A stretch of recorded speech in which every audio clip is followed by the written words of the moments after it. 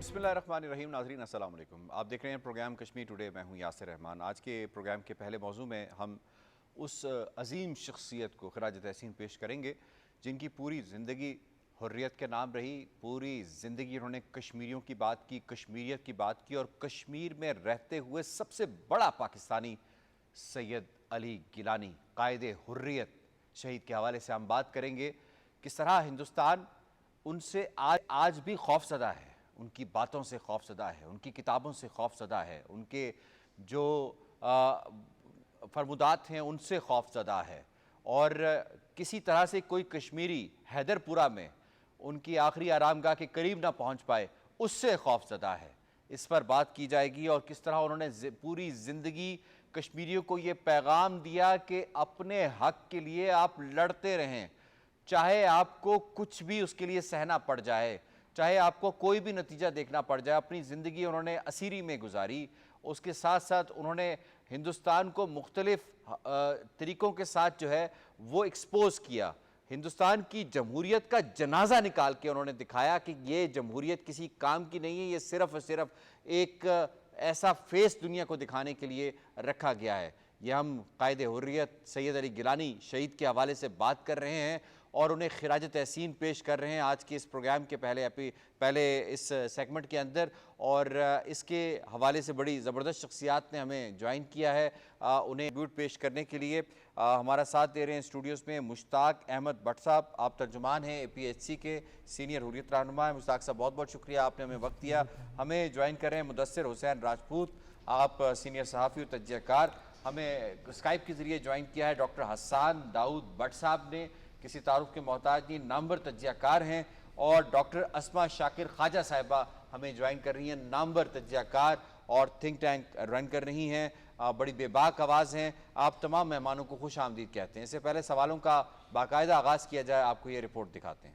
कायदे हुर्रियत सैयद अली गिलानी एक एहतसास शख्सियत, मज़ाहमती सियासत के मर्द आहन, जिनकी चौथी बरसी कंट्रोल लाइन के दोनों जानिब और दुनिया भर में मुकीम कश्मीरियों ने अकीदत व एहतराम से मनाई। सैयद अली गिलानी ऐसे मुदब्बिर रहनुमा के जब तक जिंदा रहे हिंदुस्तानी हुकूमत उनकी कायदाना सलाहियतों से खौफज़दा रही और बादस मौत भी उनके जस्ते खाकी से हिंदुस्तान पर खौफ नुमाया रहा। जालिम हिंदुस्तानी हुकूमत ने बरसी के मौके पर कश्मीरियों को श्रीनगर में उनकी कब्र पर हाजिरी की इजाज़त तक न दी। अलबत्ता कश्मीरियों की जानिब से घरों और मसाजिद में कुरान ख्वानी और दुआएं की गईं। 1950 से जदोजहद का आगाज़ करने वाले सैयद अली गिलानी ने कश्मीर को पाकिस्तान का कुदरती हिस्सा करार देते हुए मसला कश्मीर को तक़सीम हिंद का नामुकम्मल एजेंडा करार दिया था और ज़िंदगी भर अपने इस मौक़िफ़ पर कायम रहे। आपने कश्मीरियों में जिद्दोजहद आज़ादी की नई रूह फूंकी। आपका एक नारा आज भी ज़ुबान ज़द-ए-आम है। सैयद अली गिलानी जिद्दोजहद आज़ादी के दौरान कई बार पाबंद सलासल हुए, हिंदुस्तानी फ़ौज के मज़ालिम बर्दाश्त किए, लेकिन आपके अजीम मिशन की तकमील में लग़ज़िश नहीं आई। आपको मकबूजा कश्मीर में इस्लाम पसंद और रियासत कश्मीर के पाकिस्तान के साथ इल्हाक़ के हामी हल्के का तर्जुमान समझा जाता था, जिस पर 2020 में सैयद अली गिलानी को पाकिस्तान के सिविलियन अवार्ड निशान पाकिस्तान से भी नवाजा गया। कहते हैं कि जो लोग कौम के अजीम मकसद के लिए अपनी ज़िंदगी त्याग दें वो कभी नहीं मरते।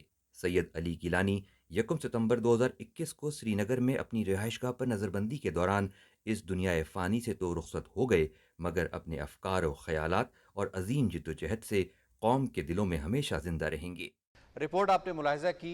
अब सैयद अली गिलानी शहीद ने किस तरह से उन्होंने हिंदुस्तान को एक्सपोज़ किया और हिंदुस्तान को उसकी औकात दिखाई, अपनी ज़िंदगी में रहते हुए, नतीजे की परवाह न करते हुए। आपको ये शॉट्स दिखाते हैं। हिंदुस्तान से आज़ादी हासिल करना ये हमारा पैदाइशी और बुनियादी हक है। इसको आप चाहे 8 लाख के बजाय आप सारी जो हिंदुस्तान की फौज है वो सारी फौज आप कश्मीर में जमा करें, लेकिन आप जज्बे आज़ादी को दबा नहीं सकते। से मेरा कहिए, पैगाम पहुंचा दीजिए कि गिलानी को आप कत्ल करें।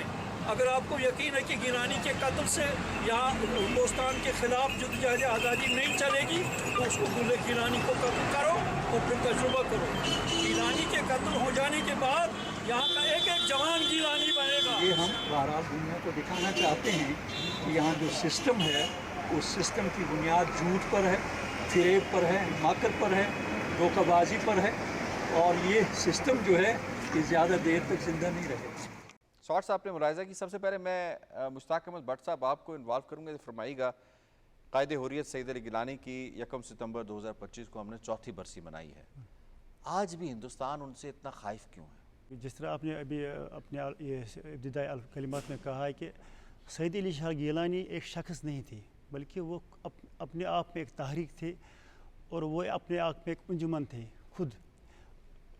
सईद अली शाह गिलानी कश्मीर का एक दीदा व रहनुमा थे। तो उसने हिंदुस्तान को करीब से देखा था, उसने हिंदू दुनिया को करीब से देखा, चाहे वो हिंदुस्तान की हुक्मरान पार्टियां थी, चाहे वो हिंदुस्तान की अपोजिशन जमातें थी, उसने हिंदुस्तान को बिल्कुल करीब से देखा था।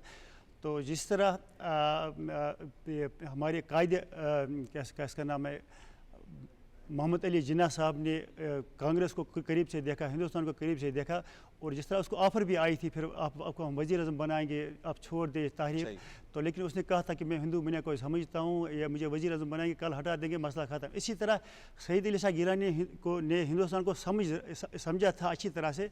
फिर उसने कश्मीरी अवाम को, चूँकि कश्मीर पर कब्ज़ा था हिंदुस्तान का, उसने फिर कश्मीरी अवाम को इससे आगाह किया कि हमने इस हिंदुस्तान एक मकार कौम है, ये हमारी इस रियासत के पीछे हैं, आज हम हैं, कल ये इसका उसने पहले से बताया था हमें इसका प्रोग्राम है कि इस स्टेट का डेमोग्राफिक चेंज करना, इसको मुसलमानों के साथ इनको बिल्कुल बनती भी नहीं है, और इस रियासत को ये क्या इसका नाम है, इसको एक हिंदू रियासत बनाना चाहते हैं। लिहाजा उसने आवाम से पहले से शुरू से बताया।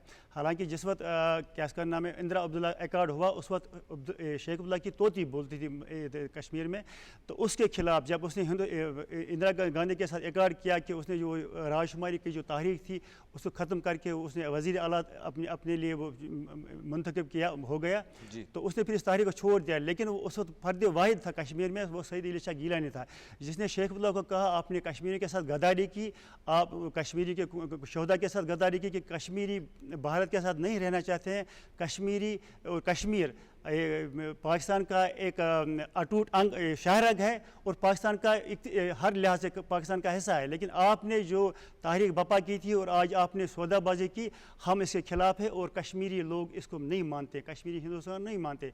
और वो फिर उसने न सिर्फ गिलानी साहब ने वो लोगों को बताया, कश्मीरी आवाम को बताया, बल्कि जब भी उसने इलेक्शन जीता और वो असम्बली के फ्लोर पे पहुंचा, वहाँ भी असम्बली के फ्लोर में भी उसने हिंदुस्तान को कहा कि आप काबिज़ मुल्क है, आपने कब्ज़ा किया है रियासत पे, और आपने जो वादा हमसे किया था अक़वाम मुत्तहिदा में भी, और आपके जो वज़ीर आज़म आंजहानी जवाहरलाल पंडित ने जिस तरह श्रीनगर के लाल चौक में कश्मीरी आवाम से ये वादा किया, उसने ये कहा था कि हमारी फ़ौज वक्ती तौर इधर है, जो ही कश्मीर में अमन बहाल हो जाता है हम आपको मौका देंगे राजशुमारी का। और उसमें उसने ये भी अल्फाज दोहराए थे, अगर आप पाकिस्तान के साथ रहना चाहते हैं हमें कोई एतराज़ नहीं होगा, और अगर आप हिंदुस्तान के साथ रहना चाहेंगे हमें We don't believe in forced marriages, उसने ये बात कही। बिल्कुल, ये एक तवारीखी है, बल्कि गिलानी साहब से एक बंदे ने कहा था कि उसने उसे कहा था कि हमें हिंदुस्तान में रहने में क्या हर्ज है।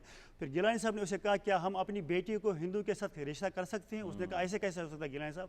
उसने कहा जब एक फ़र्द का रिश्ता एक हिंदू से नहीं हो सकता, फिर एक कौम का रिश्ता किस तरह हो सकता है हिंदुस्तान के साथ? क्योंकि हम और वो एक दो कौमें हैं, दो नज़रिया है, दो कौमें हैं, लिहाजा हम उनके साथ नहीं रह सकते। अच्छा, इस मरतबा भी भट्ट साहब हैदरपुरा में किसी को उनके मरकज़ पे उनकी आखिरी आरामगाह के करीब जाने नहीं दिया गया, कितनी खौफज़दा है हिंदुस्तानी रियासत इस वक्त? आपने बहुत अच्छा सवाल किया। देखें, हिंदुस्तान ने जो झूठा बयानिया इसको दुनिया के सामने रखा है, कश्मीर में अमन है, कश्मीरी हिंदुस्तान के साथ रहना खुश हैं, तो जाहिर सी बात है उनको पता है कि कश्मीरी हिंदुस्तान को खुद पता है कश्मीरी हमारे साथ नहीं है, कश्मीरी के दिल हमारे साथ नहीं है, वो पाकिस्तान के साथ जाना चाहते हैं, ये उनको पता है।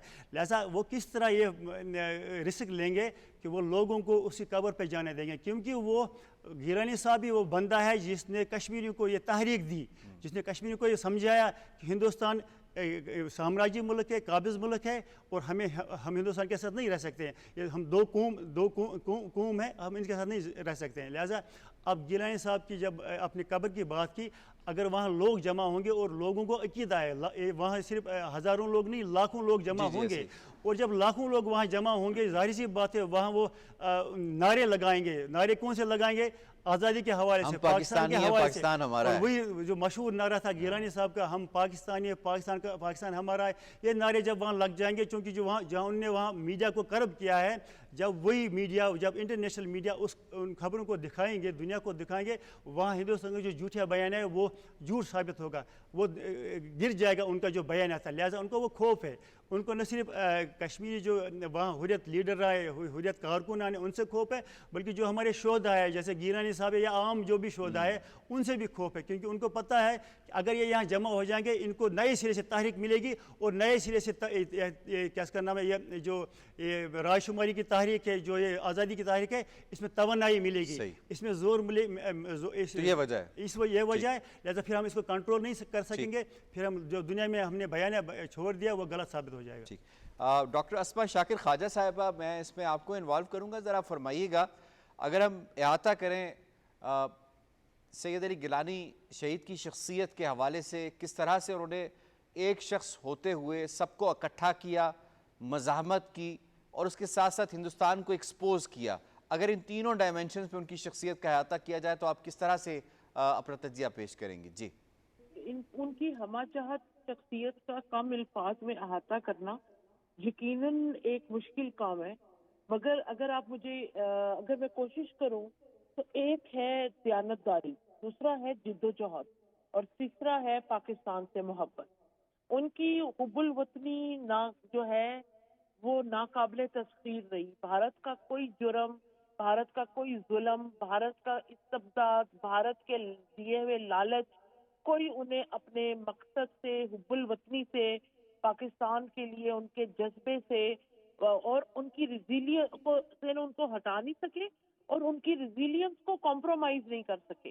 तो अगर आप उनकी किताबों की लिस्ट देखें, जिस तरह उन्होंने 60 के करीब किताबें लिखी, जिनमें से आई थिंक 30 के करीब अवेलेबल हैं।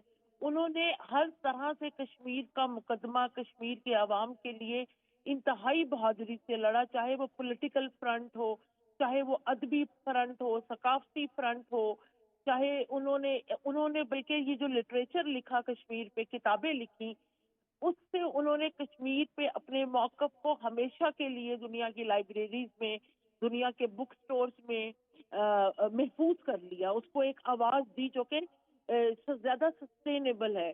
उन्होंने कश्मीर के मसले पे अपने एक नाकाबिले तस्खीर अज़म के साथ दुनिया को मजबूर किया, दुनिया को बल्कि उनको ज़मीर का कैदी तस्लीम करना पड़ा। भारत ने बेशक उनको जेल में रखा, भारत ने बेशक उन्हें हर तरह से डराने धमकाने की कोशिश की, मगर दुनिया की तारीख में उनका नाम ज़मीर के कैदी के तौर पे लिखा गया। तो उनकी हमाजहत शख्सियत जो है वो आज भी कश्मीरियों के लिए बीकन ऑफ होप है, क्योंकि if there is any pessimism, if there is any hopelessness, then the life and even death of Syed Ali Gilani जो है वो हमें रहनुमाई फराहम करती है।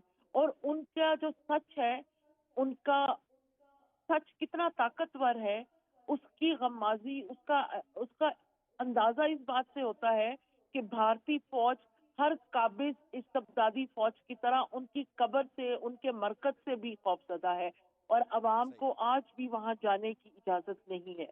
तो हम हमेशा कहते हैं कि truth is powerful, and that is why उस ताकत, सच की ताकत के आगे भारत अपनी कोर्सिव पावर, अपनी जहरा पावर के साथ भी खड़े होना अफोर्ड नहीं कर सकता या खड़े होने के काबिल नहीं है।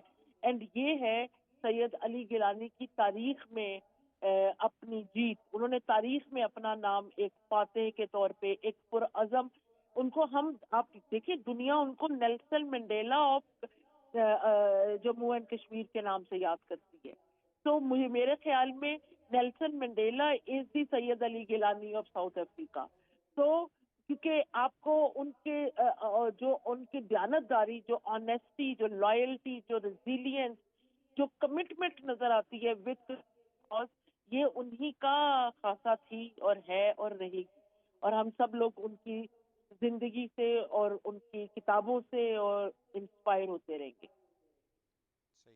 مدثر حسین راجپوت صاحب، ذرا شخصیات ہیں ہمارے سامنے مقبوضہ کشمیر کے اندر، ایک ہے شیخ عبداللہ جی اور ایک ہیں سید علی گیلانی. دونوں کی زندگی ہمارے سامنے موجود ہے. ایک نے آواز شروع میں کشمیریوں کی بات کی، لیکن بعد میں پھر سارے کے سارے معاملات وہ بھارت نواز ہو گیا، اس نے اپنے مفادات حاصل کیے، اس کی اولادوں نے اپنے مفادات حاصل کیے. اور دوسرا وہ شخصیت جس نے پوری زندگی بھارت کو ایکسپوز کیا اور کوئی ایک مفاد بھی کوئی ثابت، بلکہ انہوں نے یہ کہا کہ اگر ہمیں ہندوستان کشمیر کی سڑکیں سونے کی بھی بنا کے دے پھر بھی اپنے موقف سے پیچھے نہیں ہٹیں گے. کشمیری اس وقت جو ہیں وہ پاکستانیت کا جو نعرہ کشمیر کے اندر کھڑے ہو کر ہم پاکستانی ہیں، پاکستان ہمارا ہے، انہوں نے بلند کیا تھا، کس قدر اس نعرے پہ اس کے پیروکار ہیں اور اس پہ کار فرما ہیں؟ سید علی گیلانی صاحب جیسے کہ تمام مہمانوں نے ذکر کیا، وہ ایک بڑی اہم شخصیت ہیں اور آج کشمیر کے کاز میں ان کا بڑا اہم نام ہے. آج حریت قیادت کے طور پر ساتھ میں اگر ان کو بطور انہوں نے جیسے پارلیمنٹ میں کشمیر کی پارلیمنٹ میں گئے تو سیاستدان کے طور پہ بھی کشمیر کی آواز اٹھائی، جب حریت قیادت کے طور پہ تب بھی کشمیر کی آواز اٹھائی، انہوں نے جب لکھا تب بھی کشمیر کی آواز اٹھائی. انہوں نے ہر طرح سے ہر موقع پہ، جیسے کہ میڈم نے ذکر کیا کہ ان کے جو کتابیں لکھی ہوئی ہیں، ان کے الفاظ لکھے ہوئے ہیں، پوری دنیا میں ان کی لائبریری کے طور پہ جانے پہچانے جائیں گے، پوری دنیا میں اس کا ذکر کیا جائے گا اور یہ تاریخ میں لکھا جائے گا، یہ تاریخ سے کبھی ختم نہیں ہوگا. اور یہ جو الفاظ ہیں سید علی گیلانی صاحب کے، یہی تو اپنائیت ہے، یہی تو محبت ہے پاکستان کے ساتھ جو کشمیریوں کے اندر پہلے بھی تھی.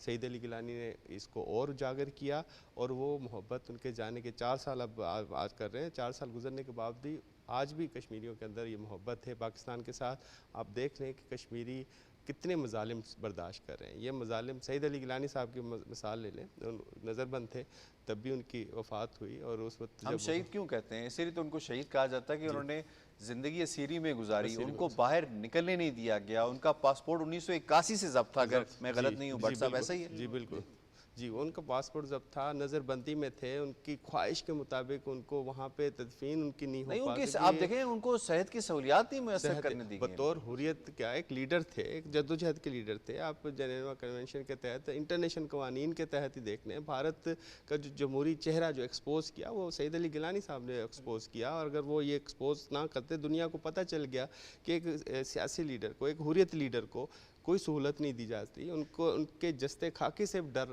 لگ رہا ہے بھارت کی حکومت کو، بی جے پی حکومت کو، رات کی تاریخ میں کیا. اور وہ تو اس وقت کیا جب ان کی وفات ہوئی تھی، ان کے جستے خاکی سے ڈر تھا. آج تو ان کو 4 سال ہو چکے ہیں. آج ان کی مزار پہ، قبر پہ اگر کوئی دعا کے لیے جاتا ہے، فاتحہ خوانی کے لیے جاتا ہے یا برسی کے موقع پہ جاتا ہے تو اس سے بھی خوفزدہ ہیں. کیوں خوفزدہ ہیں؟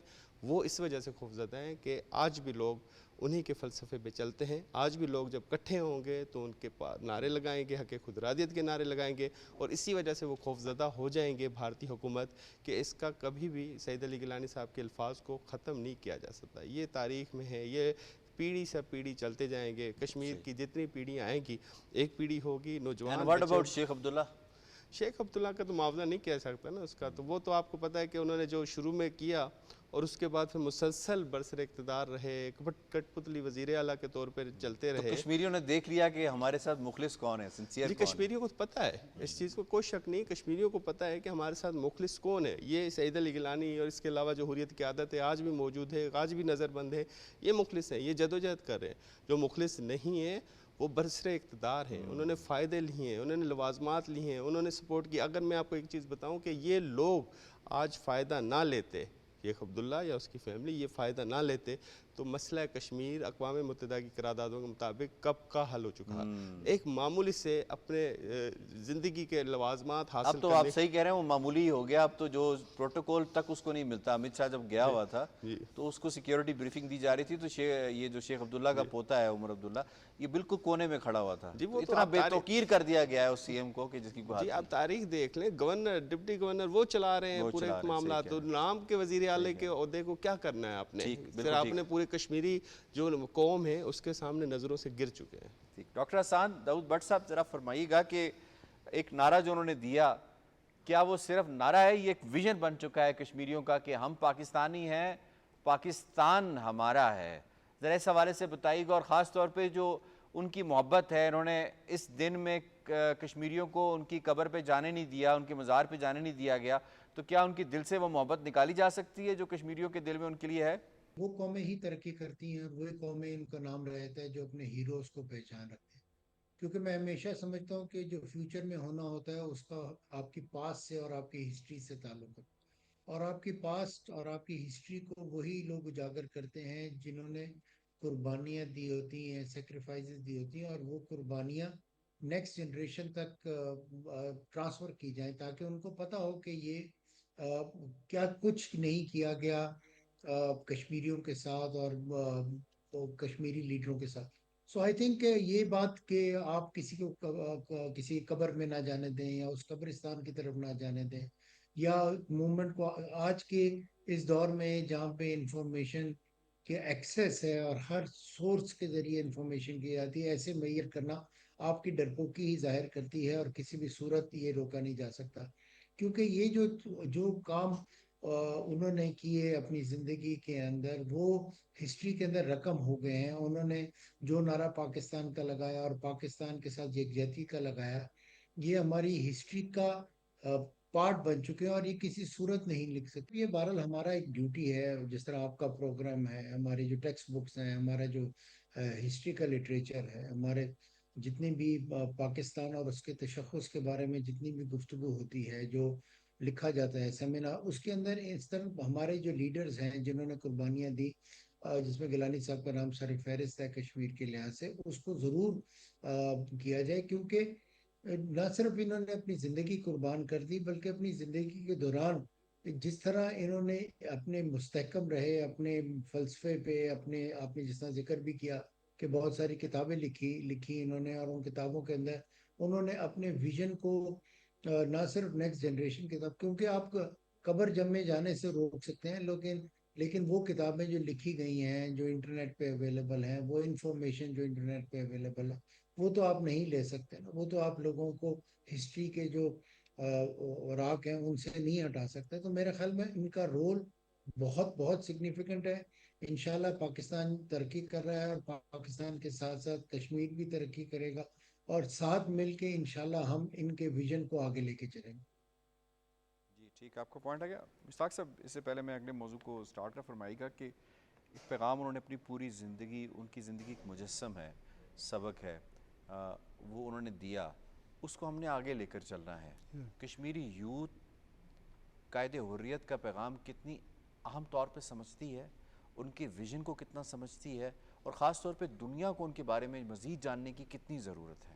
گیلانی صاحب کا وہ ڈیڈیکیشن تھی اس کی، جو اسی یکسوئی تھی، یک رنگی تھی، تو اس کو نوجوانوں نے بھانپ لیا، دیکھ لیا. اور جب نوجوانوں نے وہ دیکھ لیا، ادھر اور بھی بہت سارے لیڈرز تھے، لیکن پھر جب نوجوانوں نے اس کی وہ کیا اس کا نام ہے وہ جذبہ دیکھا، سچائی دیکھی، جس طرح ادھر میری بہن نے کہا کہ اس کی دیانتداری دیکھی، جو اس نے کچھ کہا اس پہ عمل بھی کیا، کر کے دکھایا، تو نوجوانوں نے اس کو اپنا لیڈر مان لیا. اور نوجوانوں نے ایک وہاں نعرہ لگایا کہ کون کرے گا ترجمانی سعید علی شاہ گیلانی. یہ کیونکہ نوجوانوں کو موٹیویٹ کرنا بہت بڑا مشکل ہوتا ہے. ذرا یہ بھی فرمائیے گا کہ جو عزت اور احترام وہ نوجوانوں کو دیا کرتے تھے، انہوں نے برہان مظفر وانی کو کہا برہان مظفر وانی رحمۃ اللہ علیہ. بالکل بالکل. یعنی اس سے بتائیے کہ کس قدر وہ کنیکٹ تھے اپنے اس یوتھ کے ساتھ جنہوں نے اس چیز کو آگے لے کر چلا. یہی وجہ ہے چونکہ وہ جب نوجوانوں کو ان کی بات وہ سنتا تھا، اگر کوئی کسی نوجوان کو کوئی بھی مسئلہ ہو جاتا تو وہ سنتا تھا، سننے کے بعد پھر ان کو موٹیویٹ کرتا کہ اصل حقیقت کیا ہے، صحیح کیا ہے، غلط کیا ہے. ایک میں اس میں سوال اس کو سوال کیا گیا گیلانی صاحب آپ تو ہندوستان کے خلاف لڑتے ہیں، کہتے ہیں ہندوستان غاصب ملک ہے، پھر آپ اسمبلی میں کیوں جاتے ہیں؟ تو یہ ایک سوال تھا پرانے وقت میں 1987 سے پہلے. اس میں بھی گیلانی صاحب نے ایک بڑا زبردست جواب دیا. اس نے کہا ہمارا منزل ہے اس دریا کے پار، ہم نے جانا ہے کسی بھی صورت میں، ہماری منزل وہی ہے، لیکن دریا میں بیچ میں ایک پل آتا ہے، ایک ہی پل واحد جو ہمیں کراس کر سکتے ہیں، اور کوئی ہمارے ذریعہ نہیں ہے، اور اس پل پہ گندگی لگی ہے. تو دل تو کہتا ہے کہ اگر ہم ادھر سے نکلیں گے تو گندگی لگے گی, کپڑے خراب ہو جائیں گے, لیکن ہمارے لیے اہم ہے اپنی منزل تک پہنچنا اور کراس کرنا اسی راستے سے. اور اسی طرح اس نے پھر ہمیں سمجھایا کہ اسمبلی میں اسی لیے ہم جاتے ہیں تاکہ ہماری جو بات ہے, ہمارا جو مسئلہ ہے, میں تو عوامی جلسوں میں کہتا ہوں کہ مسئلہ کشمیر متنازع ہے, ہندوستان غاصب ہے, لیکن اس کو دنیا تک پہنچانے کے لیے ہمارے پاس ایک فورم ہے, اسمبلی فورم, اور اسی لیے میں جاتا ہوں ادھر, میں وہاں بات کرتا ہوں. وہاں بھی میں یہ بات کرتا ہوں ہندوستان ایک غاصب ملک ہے, ہندوستان کو ہمیں آزادی دینی چاہیے, اور باہر بھی میں یہ کہتا ہوں.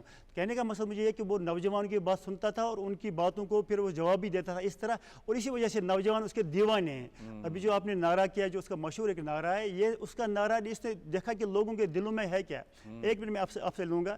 یہ اللہ تعالیٰ کی طرف سے, میں ایز اے کشمیری ہوں, میں آپ کو اپنی فیلنگ بتاتا ہوں اور ادھر کی فیلنگ بتاتا ہوں. یہ اللہ تعالیٰ کی طرف سے ہمارے دلوں میں خانہ کعبہ کے بعد اگر ہم کسی جگہ کو مقدس سمجھتے ہیں وہ پاکستان ہے.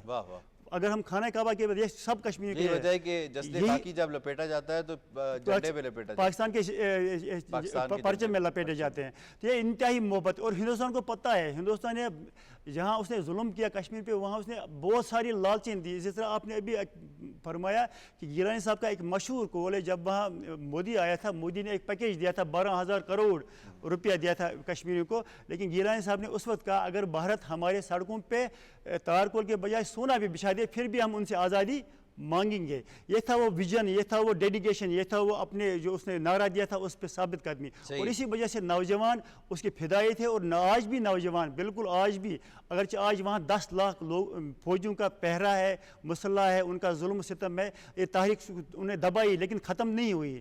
جو ہی ہمیں کوئی موقع ملتا ہے, جس طرح آپ نے ابھی کہا, اگر معمولی ان کو ہمیں یہ موقع دیتے اس کی قبر پہ جانا, پھر آپ دیکھتے دنیا دیکھتی کہ کشمیری کیا چاہتے ہیں. اور یہی وجہ ہے کہ جس طرح آپ نے کہا, جو اس کا نعرہ ہے کہ ہم پاکستانی ہے, پاکستان ہمارا, یہ کشمیری کے خون میں دوڑتا ہے. یہ نعرہ نہیں ہے بلکہ ایک ویژن ہے, یہ ویژن ہے, یہ جذبہ ہے, یہ عقیدت ہے, یہ محبت ہے. ٹھیک, بالکل ٹھیک. پوائنٹ آگے جناب, دوسرے موضوع کی جانب ہمیں بڑھنا ہے.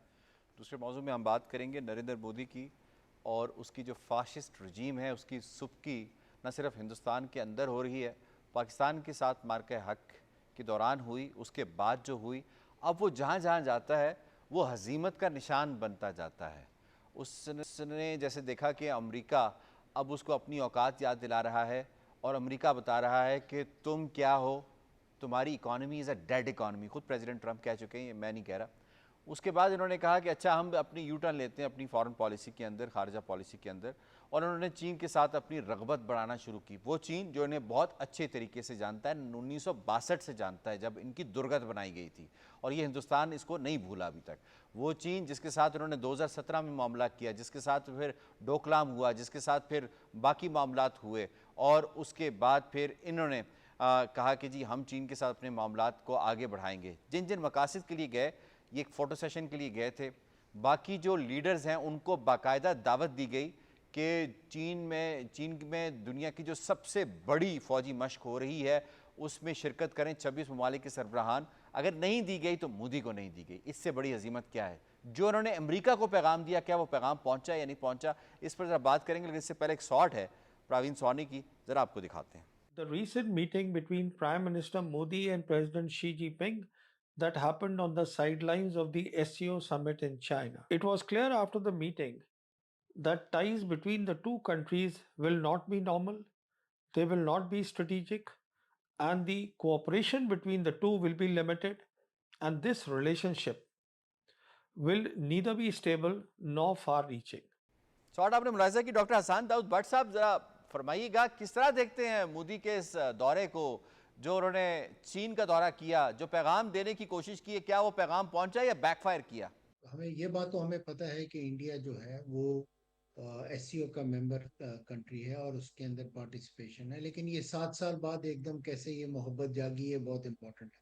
کیا یہ محبت اس لیے جاگی کہ امریکہ نے آپ کے اوپر, جس طرح آپ نے بھی کہا کہ سبکی ہو رہی ہے, ٹریڈ کے بارے میں باتیں ہو رہی ہیں, اس لیے ہو رہی ہے, یا اب انٹرنلی بھی اور ایکسٹرنلی بھی مودی کے اوپر جو پریشر ہے, کیا اس کی وجہ سے ہو رہا ہے؟ تو میرا خیال یہ ہے کہ نہ صرف یہ ایکسٹرنل ریزنز ہیں بلکہ انٹرنلی بھی مودی جس طرح بالکل آئسولیشن میں چلا گیا, اور جس طرح پاکستان نے اس کو نہ صرف ملٹری فرنٹ میں بلکہ ڈپلومیٹک اور میڈیا فرنٹ میں جس طرح ان کو چپت لگائی ہے, میں تو یہ کہوں گا, تو وہ یہ بہت ضروری ہے، اور اسی لیے وہ بار بار لوگوں کے ہاتھ پکڑ کے آگے بڑھ کے ان کے ساتھ ملنے کی کوشش کرتا ہے. لیکن میرا خیال ہے کہ پریزیڈنٹ شہباز شریف نے جس طرح گریس کا مظاہرہ کیا ہے، اور جو انہوں نے باڈی لینگویج الحمدللہ جس طرح ہمیں فتوحات پہ فتوحات ہوئی ہیں، اس کے بعد جس طرح باڈی لینگویج تھی یہ ہمیں کلیئرلی نظر آیا. اور سملرلی جب بیجنگ والے جو پریڈ تھی، ملٹری پریڈ، جو کہ چائنا کے لیے بہت بہت سگنیفیکنٹ ایونٹ تھا، اس کے اندر جس طرح پرائم منسٹر شہباز شریف کو امپورٹنس دی گئی، اور جس طرح انٹری ہوئی لیڈرز کی، اور وہاں پر نہ انوائٹ کرنا پرائم منسٹر مودی کو، آئی تھنک یہ کلیئرلی سائنز ہے کہ چائنا جو ہے وہ لانگ ٹرم پلاننگ کرتا ہے، اور وہ ہسٹری کو ضرور اٹیچ کرتا ہے، جیسا میں نے پہلے بھی کہا کہ ہسٹری کو دیکھتا ہے کہ کس طرح ٹرانزیکشنل اپروچ لوگ رکھتے ہیں، ممالک رکھتے ہیں. کیونکہ یہ نہیں ہو سکتا کہ آپ ایک ایونٹ کی وجہ سے اپنے روابط بہتر کرنے کی کوشش کریں. یہ بالکل نہیں ہو سکتا. بالکل بائیلیٹرل ریلیشن شپ امپروو ہونے کی اچھا ضرورت ڈاکٹر ہے، صاحب، اس یہ ذرا خطے کو فرمائیے گا ضرورت ہے. کہ کس طرح سے ایس سی او کے فورم کو ہندوستان نے بھی کنٹروورشل بنانے کی ایک مرتبہ پھر کوشش کی، جب اس نے آذربائیجان کے حوالے سے اپنا اعتراض رجسٹر کروایا بطور رکن، اور اس کو ووٹ نہیں دیا، مخالفت کر دی. جس طرح سے انہوں نے حال کیا سارک کا، کیا یہی مقاصد وہ ایس سی او کے حوالے سے رکھنا چاہتے ہیں؟ اس پہ کس حد تک ان کو ناکامی ہو رہی ہے؟ دیکھیے، ناکامی تو بہت سارے فرنٹس میں ہو رہی ہے، اور کلیئرلی نظر آ رہا ہے کہ جو پرائم منسٹر مودی کا جو ایجنڈا تھا ویسٹ کے ساتھ اپنے آپ کو الائن کرنے کا، وہ فیل ہوا. اب وہ ایسٹ کے ساتھ اپنے آپ کو گلوبل ساؤتھ کے ساتھ الائن کرنے کی کوشش کر رہے ہیں. لیکن یہ ہوگا نہیں. اور آذربائیجان کے لحاظ سے ہو یا کسی بھی اور ایجنڈا جہاں پر وہ چاہے وہ پاکستان کو ملائن کرنے کی کوشش کر رہے ہیں، وہ فیل ہو رہا ہے. پرائم منسٹر کی سپیچ میں کلیئرلی ہمارے پرائم منسٹر نے کہا کہ ہم اپنے بائیلیٹرل ایشوز کو ریجن کی ترقی کے لیے سائڈ پہ کرتے ہیں. لیکن بہرحال جو ٹیررزم، سیپریٹزم جو انڈیا اسپانسر ہو رہا ہے، انہوں نے نام تو نہیں لیا، لیکن کلیئرلی انہوں نے جعفر ایکسپریس کے انسیڈنٹ کی بات کی، اور جس طرح اسپانسر کیا جا رہا ہے اس ٹیررزم کو، اس کا ذکر کیا گیا. تو ملکوں کے پاس انٹیلیجنس اور انفارمیشن ہوتی ہے، اور ان کو پتا ہوتا ہے کہ وہ کون سے ملک ہیں. اسی لیے پھر ان کو ہر جگہ پہ ہر ایجنڈا میں نہ صرف چیلنج مل رہا ہے بلکہ سبکی ہو رہی ہے. اور اگر انہوں نے اپنی روش چینج نہیں کی تو یہ یقینی طور پہ اس میں اور زیادہ ان کو ذلت اٹھانی پڑے گی. صحیح ہے. ڈاکٹر عصمت شاکر خواجہ صاحبہ، یہ فرمائیے گا کہ ہندوستان اس کو پیش کر رہا ہے کہ بڑی سفارتی کامیابی حاصل کی ہے، تو ذرا یہ فرمائیے گا کس حد تک گراؤنڈ میں کچھ تبدیلی واقعہ ہوئی ہے؟ ہندوستان کے حق میں کیا بدلا ہے ایسا جس کی وجہ سے یہ پیش کر رہے ہیں کہ ہمیں بڑی سفارتی کامیابی یا سفارتی پیش رفت حاصل کی ہم نے؟ جی، اگر اسٹریٹجک ڈسپشن کو اس قدر مکاری سے امپلیمنٹ کرنا کوئی سفارتی کامیابی ہوتی تو بلا شبہ مودی کو کے لیے یہ کامیابی ہی ہے. مگر آپ یہ دیکھیں کہ ایک طرف مودی نے امریکہ سے اور یورپ سے چین کا ایک ہوا کھڑا کر کے دفاعی امداد لی، خود کو چین کے خلاف یورپ کا، امریکہ کا ایک بفر زون کے طور پہ، ایجنٹ کے طور پہ پیش کیا، جو کہ چین کی کے رائز کو کنٹین کر سکتا ہے، چین کی emergence as a super power میں رکاوٹیں اور روڑے اٹکا سکتا ہے. بھارت نے اپنے آپ کو ایز اے واچ ڈاگ پیش کیا against China to Europe and the U S A. اور اب جبکہ اس کے بھارت کے امریکہ کی یو ایس کے ساتھ، یو ایس پریزیڈنٹ ٹرمپ کے ساتھ اختلافات ہوئے اور ٹیرف ایشوز، اور اس کے بعد اب بھارت اگر یہ سمجھتا ہے کہ چائنا کا محض ایک دورہ کر کے وہ امریکہ کو، اس دورے کا مقصد چائنا کے ساتھ دوستی کی پینگیں بڑھانا میرا نہیں خیال نہیں تھا، بلکہ اس دورے کا مقصد امریکہ کو، یو ایس اے کو، ٹرمپ کو پریشرائز کرنا تھا کہ اگر آپ نے ہماری بات نہ سنی ٹیرف ایشوز پہ، ان کو بلیک میل کرنا تھا، تو ہم چائنا کے ساتھ دوستی کر لیں گے. تو اس پر تو جواب آ گیا پریزیڈنٹ ٹرمپ کا، انہوں نے کہا کہ اب بہت دیر ہو چکی ہے، تو انڈیا تو ہمیں زیرو ٹیرف کی بھی بات کر رہا ہے، تو اس پہ تو انہوں نے اپنا ڈسپلے یہ شو کر دیا نا. ہاں جی، اسی لیے میں نے کہا نا کہ اگر اسٹریٹجک ڈسپشن کو امپلیمنٹ کرنا کامیابی ہوتی تو یہ ان کی کامیابی ہوئی ہے. کیونکہ اگین ان کا یہ سارا جو تھا وہ امریکہ نے اس کے ہاتھوں بلیک میل ہونے سے انکار کر دیا. اور میں پہلے بھی میں نے ایک دفعہ عرض کی تھی کہ آپ یہ دیکھیں کہ یہ بھارت کی فارن پالیسی کا، ڈیفنس پالیسی کا انڈر مودی ٹرینڈ ہے کہ اگر آپ نے مطلب ترکی اور آذربائیجان نے پاکستان کا ساتھ دیا تو مسٹر مودی نے اپنے فوراً آرمینیا اور سائپرس کے ساتھ دوستی کا اور پیار محبت کی پینگیں بڑھانا شروع کر دی.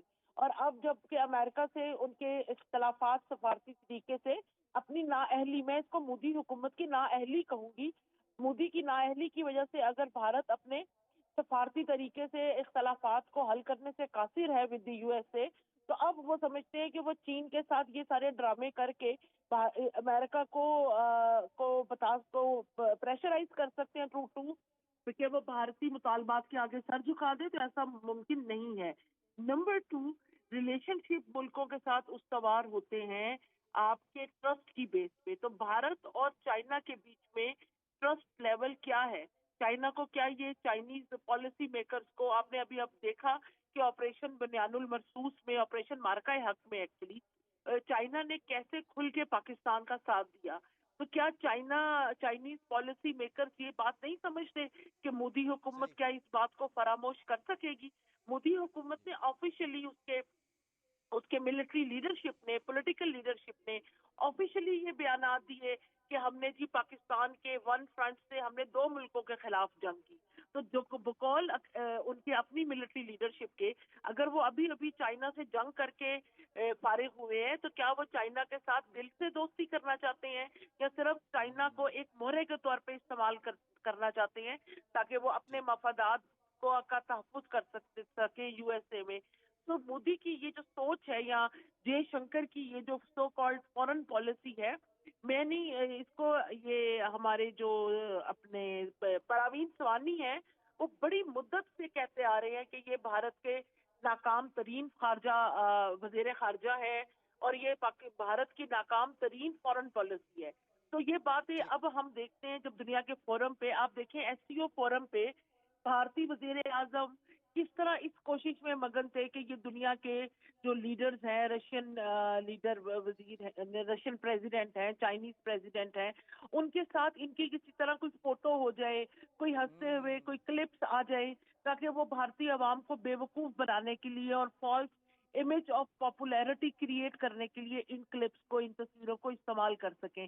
مگر ان کو یہ بات نہیں پتا کہ سفارتکاری کلپس کی اور اس طرح کی میڈیا ریپرزنٹیشن کی بیس پہ نہیں بلکہ دیرپا اصولوں اور دیرپا پالیسیز کی بیس پہ چلتی ہے اور کامیاب ہوتی ہے. اور بھارت کی خارجہ اور دفاعی پالیسی کا حال ابھی ہم سب دیکھ ہی رہے ہیں کہ کیا ہو رہا ہے. اور تو اور میں آپ کی توجہ اس جانب بھی مبذول کرانا چاہوں گی کہ ابھی recently F A T F نے بھی بھارت کے اکنامک ٹرانسپیرنسی پہ، فائنینشیل اسٹرکچرز پہ اعتراضات اٹھائے ہیں. تو بجائے ان میڈیا سیوی اقدامات کے بھارتی وزیر اعظم کو چاہیے کہ ایف اے ٹی ایف کے اعتراضات کا بغور جائزہ لیں اور ایکچولی آن گراؤنڈ اپنے ملک کی آپ نٹ شیل میں یہ کہیں گی کہ مکمل طور پہ ناکام دورہ تھا، کوئی مقصد حاصل نہیں کر سکا انڈیا؟ آف کورس اس دورے کا مقصد امریکہ کو پریشرائز کرنا تھا نا، تو وہ تو نہیں کر سکا. ٹھیک، آپ کا پوائنٹ آگے. میں مدثر کو اس میں انوالو کو یہ فرمائے گا کہ جے شنکر ان کا لیزر مین وہ کدھر تھا؟ حالانکہ ہم نے دیکھا جتنے بھی سربراہان مملکت تھے ان کے ساتھ جو وزرائے خارجہ وہ تو موجود تھے.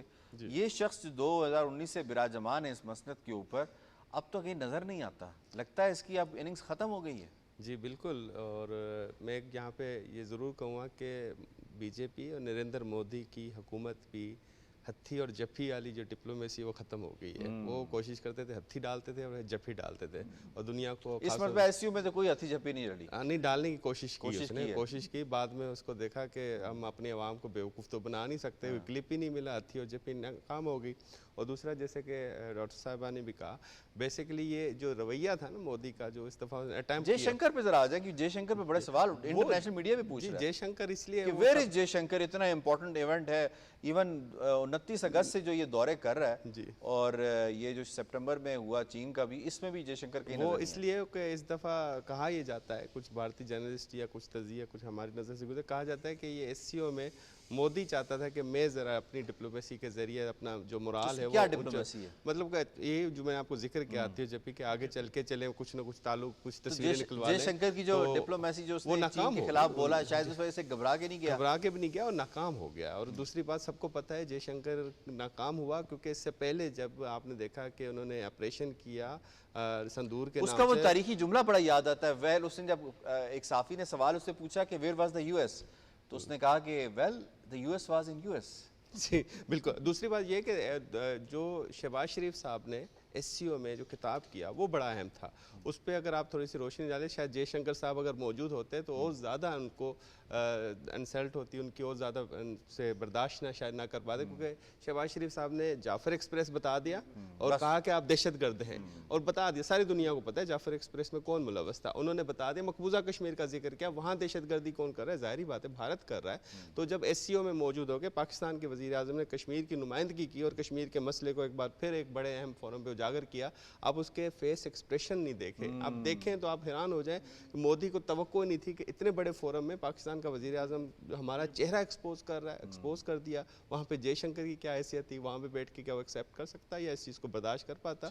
तो ये यहाँ तक अब दूसरी बात ये कि अमेरिका को प्रेशराइज करने के लिए सारी थोड़ी सी कोशिश की गई थी, उसमें भी नाकाम हो गया, क्योंकि उसको पता था कि शायद अमेरिका के करीब हो जाऊँगा और इसके ज़रिए से तो आप ये कह रहे हैं कि जो विकेट के दोनों तरफ खेलने की कोशिश इसने की है, तो मेरा ख्याल है अब तो ये एक्सपोज हो गया, ये तो नहीं हो सकता। एक तो होता आप है ना, दोनों तरफ नहीं खेल सकते। एक तो मुहावरा है ना, घर का ना रहा घाट का, यहाँ पे के ना अमेरिका का रहा ना चाइना का। ठीक है। बट साहब ज़रा ये फरमाइएगा, एक तो जिस तरह से कश्मीर की आवाज़ एक मतलब फिर हमने सुनी एससीओ फोरम के ऊपर, हालांकि ये जो फोरम है इसमें बायलैटरल इश्यूज़ को नहीं लाया जाता, लेकिन क्योंकि इंडिया ने इंटरनेशनल लॉज, रेजोल्यूशंस और जितनी भी करारदादें हैं उसकी हमेशा से उसको इन्होंने रद्दी की टोकरी में डालने की कोशिश की। तो ये फरमाइएगा किस हद तक वहाँ पे कश्मीर की आवाज़ जो है प्राइम मिनिस्टर ने उठाई और उससे कश्मीरियों का हौसला कितना बढ़ा? देखिए, जिस तरह आपने अभी फरमाया, बहुत अच्छी बात की आपने। इससे जहाँ जहाँ भी हमारे वज़ीर आज़म साहब या हमारे वज़ारत ख़ारजा के लोग मसला कश्मीर के हवाले से बात करते हैं, ये ऑटोमेटिकली कश्मीरी आवाम को एक हौसला मिलता है, कश्मीरी आवाम को ये पैगाम जाता है कि पाकिस्तान वाकई हमारी बात कर रहा है। और जिस तरह अभी साथियों ने कहा कि हिंदुस्तान एक झूठा बयान लेके चलता है शुरू से। उसने जिस तरह कोशिश की थी इधर भी एसओसी में भी चाइना को हिट करने के लिए, इस तरह पाकिस्तान को हिट करने के लिए पाकिस्तान दहशतगर्दी कर रहा है, लेकिन उसको उल्ट पड़ गया, क्योंकि आखिरकार झूठ कब तक चलेगा। आखिरकार झूठ, चूँकि हिंदुस्तान की बुनियाद ही है झूठ पे। मसले कश्मीर में वो काबिज़ हुआ, खुद गया अक़वाम मुत्तहिदा में, जी मैं करूँगा, ठीक मैं करूँगा, आज रावशुमारी कॉल करूँगा, लेकिन फिर नहीं किया। और उसके बाद उल्ट वही काबिज़ है, उसी की फ़ौज हमें मार रही है, वहाँ हमारे वहाँ जो डेमोग्राफिक चेंज कर रहे हैं, लेकिन उल्टा वो इल्ज़ाम देता है पाकिस्तान पर, यहाँ से पाकिस्तान गया। अब जो पहलगाम का वाक़या, मशहूर वाक़या हुआ, वो भी उन्होंने खुद कराया और फिर उन्हें एक साजिश के तहत पाकिस्तान पे हमला किया। लेकिन अल्लाह ताला के फजल ये था और हमारी पाक अफवाज की इतनी शानदार और वक्त पे जो उन्होंने कार्रवाई की, और सिर्फ 3-4 घंटों में जो हमला था, 4 घंटों में दुनिया का बयानिया बदल गया, तब्दील गया। और इस वजह से भी कश्मीर के हौसले बुलंद हुए। और जिस तरह एसओसी में शहबाज शरीफ साहब ने एससीओ में शहबाज शरीफ ने बात की, इससे हमारे हौसले बुलंद है और हमें यकीन है, उम्मीद है इंशाअल्लाह रहमान कश्मीर आज़ाद हो जाएगा इंशाल्लाह एक दिन, और वो पाकिस्तान का हिस्सा बन जाएगा इंशाल्लाह। बिल्कुल ठीक। I have to wind up जी, मुझे शुक्रिया अदा करना है अपने तमाम मुअज़्ज़िज़ मेहमानों का। आज के प्रोग्राम के हवाले से तज्ज़िया, तबसरा, शॉट और रिपोर्ट आपने मुलाहिज़ा की।